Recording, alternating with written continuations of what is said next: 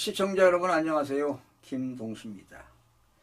오세훈 서울시장은요 3일 더불어민주당이 이재명 전 대표 의혹을 수사한 검사 4명에 대해 탄핵에 나선 것을 비롯해 최근 연이은 탄핵 공세를 겨냥해 탄핵이 남발되고 있다고 비판했습니다. 대통령 탄핵, 장관 탄핵, 검사 탄핵, 이것이 진정한 대한민국입니까? 자유민주주의입니까? 이건 사회주의에서 있을 법합니다. 오 시장은 이날 페이스북에 탄핵의 일상화, 여러분 탄핵의 일상화가 돼서 되겠어요? 그 폐해를 경계한다는 제목의 글을 올려 무차별 탄핵으로 누가 득을 볼까? 득을 보는 사람은 이재명 대표 한 사람입니다. 누가 해를 입을까요? 대한민국의 모든 국민들이 한 분 한 분 해를 입게 되는 것입니다. 지금 경제가 얼마나 어렵습니까? 이 정치권에서 경제를 살리고 대한민국을 살리고 미래를 위해서 먹거리를 창출하고 이래야 대한민국이 발전하는 겁니다. 그런데 대한민국 국회 입법기관인 국회에서 여야 간에 지금 정쟁화되고 있으니 나라 꼴이 정말 심란합니다. 오 시장은요, 탄핵은 대통령과 정부를 흔들고 정부가 민생을 돌봐야 할 텐데 그래야 대통령과 각 정부기관의 민생을 위해서 집중할 거 아니겠습니까? 그런데 이런 대통령과 장관들과 검사들, 판사들이 탄핵 정쟁 속에서 민생은 실종되고 있습니다. 결국 눈에 보이진 않지만 바로 국민들이 손해를 보고 있다는 것입니다. 그러면서 오 시장은 이 하나만으로도 탄핵의 일상화에 단호히 반대한다고 주장했습니다.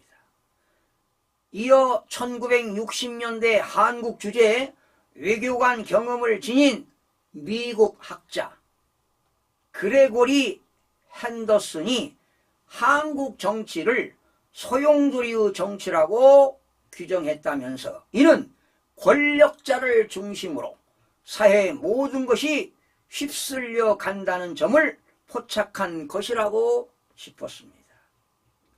권력자를 중심으로 사회가 이루어지면 되겠습니까? 이건 진정한 자유민주주의라고 볼 수가 없습니다. 여러분, 더불어민주당은 지금 대장동, 백현동, 대북 송금 의혹 사건 수사 검사에 대한 탄핵 소추안을 발의했습니다. 또한 김홍일 전 방송통신위원장에 대해서도 탄핵을 추진하다 보니까 지금 현 정부에서 두 번째 방통위원장 사퇴가 이루어진 것 아니겠습니까? 그래서 아마 방통위원장이 누가 됐습니까? 오늘 발표한 것 같아요. 이진숙인가요? 그 군종기자 출신이죠. 언론 출신이고 전 MBC 본부장도 했고 전 MBC 사장도 역임했던 정말 종근 아주 대단한 사고력을 가진 분이 방송통신위원장에 내정이 된 것 같습니다. 오 시장은요, 민주당은 왜 정치를 하는지 초심으로 돌아가야 한다. 정치를 하는 것은 상대 정파를 이기기 위해서가 아니라 국민의 일상을 챙기기 위해서라며 국민의 일상을 그렇게 열심히 챙기라고 강조했습니다. 여러분, 사법권은 독립되어야 하는 것이 바로 헌법 정신입니다. 수사는요, 누구를 지과를 막론하고 죄를 범했으면 다 하는 겁니다. 누구를 막론하고. 그렇지 않습니까? 그런데 공당의 대표라면은요, 일부 의원들이 탄핵안을 발의했다 해도 자제시키는 것이 당연히 공당의 대표가 할 일인데 지금 사당화가 되다 보니까 본인이 지금 사법 리스크에 지금 힘든 그런 고통을 받고 있으니 이 의원들을 시켜서 말이지요. 검사 탄핵안을 발의하고 방송통신위원장 탄핵안을 발의하는 거 아니겠습니까?